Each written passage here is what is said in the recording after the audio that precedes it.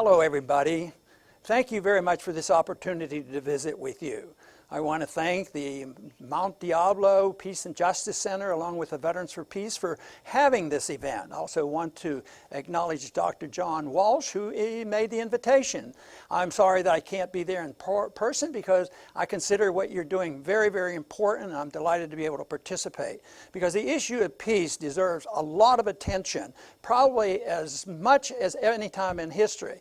And you might wonder, why would I say this? I was born in the Depression. I remember World War II and Vietnam War and Korea and all the mess going on now, and yet I believe that we're at a more precarious state than even back when we had those major wars where a lot more people were being killed, because I think the sentiments are building where this effort to maintain peace is going to become more and more difficult.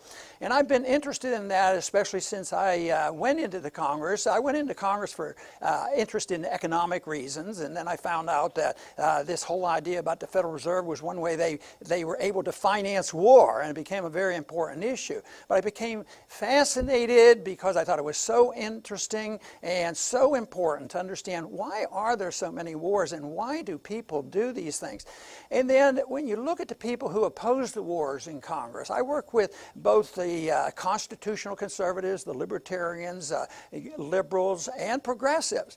And we tried to bring people together, but it wasn't a powerful force because foreign policy in Washington is a bipartisan effort. Everybody complains about, we need more bipartisanship. We need to have people get along and solve these problems. And I have maintained for many, many years that we have way too much bipartisanship in foreign policy in particular. If you look at the votes, no matter what the fighting is going on in the midst of campaigns, if there is a vote on the DOD budget, believe me, Republican and Democratic leadership will be supporting that budget. They'll go out of their way to do it. So it isn't a partisan issue. It's an issue that is controlled by some special interests. The biggest one, probably might be one of the biggest ones that's involved in Washington, are the pro-war movement, the military people, the people who make profits. Follow the money and you'll find out. Why do they build the F-35 in 50 different states? Everybody gets a piece of the action, and nobody in those states can vote against jobs. So conservatives tend to want to criticize liberals because they believe in Keynesianism and makeshift jobs. But Lord, conservatives love the same principle in the military. They say, oh, we can't quit building the F-35 and building these weapons. It's all good for jobs. We need more. So we put conservatives in office like we have now, and they boost the budget. They spend more money on it, and then they have to go out and look for enemies to fight and monsters to slay and antagonize people to stir up an effort to spend even more money. So it is a shame. I am interested in what you're doing with your program because I have been very anxious to work with other groups and libertarians. There are not enough libertarians. There are not enough progressives, and we have to come together on the things that we agree with. I believe, and most people give me credit for being very principled, and I'd stick to my guns, and people knew where I stood.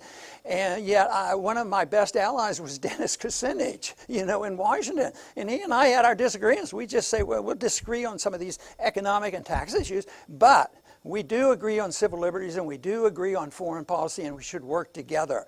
But if people agree with me, and I'm sure this audience tonight would have a sentiment for what I'm saying. If you do, we have to work harder to build our coalition. We have to be willing to talk to each other on the issues that we agree on, and not be partisan and not be threatened by the lobbyists in Washington, which happens so often. So I think this, of course, is very important. Now, how does it work in Washington? Why do they do this? Well, they lobby for it. And does that mean that your vote counts? I was there for a lot of years, and quite frankly, I worked there as with an effort to promote the ideas I believed in, the ideas of peace and non-intervention in foreign policy. But there were times when I had things where, I didn't get promoted. I didn't get to be a major chairman of a committee. The lobbyists left me alone, and the leadership left me alone. But I wasn't going to get promoted because that wasn't part of the system. But to me, it was still worthwhile because I was sort of my own little individual promoting a cause and some beliefs, and did get some attention, especially on the foreign policy issue. I was so delighted to get the response from the college campuses, and I just don't believe that the college campuses are militant. And of course, we should bring them together, whether they consider themselves liberals or conservatives, bring them together and say, well, let's just be anti-war. Let's just be reasonable about this. Why don't we promote peace? And we can bring together. But when I've worked with progressives, I've always had the agreement that nobody has to give up their beliefs. Now, when I worked with Dennis, we didn't give up on it. We stayed true to our principles, what we believed in, but we came together on the things that we agreed on, and I think that is so important. We could go over the numerous things, and the list is too long on where we are in the world today and where we shouldn't be. But I believe, as libertarians believe, in non-intervention. We ought to mind our own business. The founders believed this. This doesn't mean that we isolate ourselves. We don't believe in isolation. We actually believe in trading and getting along with people and travel and all these kind of things. But we don't believe that we have a moral or a constitution or a legal right to go into another country and tell them how to live, no matter what kind of a government they have. And believe me, there's a lot of bad governments out there. But our conviction as libertarians is that, yes, we should work for peace and work to change these governments, but it has to be through voluntarism. We can't use guns to go in and say, do it our way. We are the exceptional nation, and this is what we have to do, and you have to listen to it. I have claimed, unfortunately, that we have a choice of two foreign policies. One, we go in and we say, we want to be your friend. Do what we tell you, and we'll give you a lot of money. And that works pretty well, and we've had a lot of allies. And then we go to another person who may turn on us and say, well, we're sick and tired of you pushing your weight around, and we don't want to use the dollar anymore, and so they want to become more independent. Well, they get bombed, and their leaders can get killed. My offer is a policy of non-intervention. It's consistent with the Constitution, with our with our traditions, and it makes so much sense. And besides, it's a pretty good economic issue too, because we waste a lot of money. The truth is that we spend too much money at home, and we spend too much money overseas and too much money in the military. But my argument there, trying my best to remain consistent, well, let's cut the military overseas and let's cut down on the deficit. And if you need to, spend the money at home, because it makes more sense to me to spend the money at home than overseas. But it doesn't work, hasn't worked, we're in a mess, and that's why I am more fearful today about what's happening in the world and the prospects for peace than any time in my lifetime.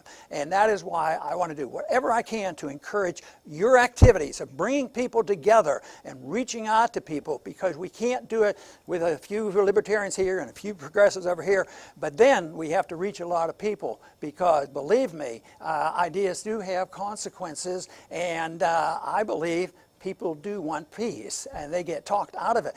Before the Iraq War, the Senate was totally opposed to the Iraq War. And then the war propagandists came in, and they changed the tune to the American people, said, oh, we have to do it. If you don't do it, you're un-American, you're unpatriotic. So we have to recognize that that is our contest. So I come this evening just to visit with you, encourage what you're doing, and to continue your work and effort for peace. Thank you very much.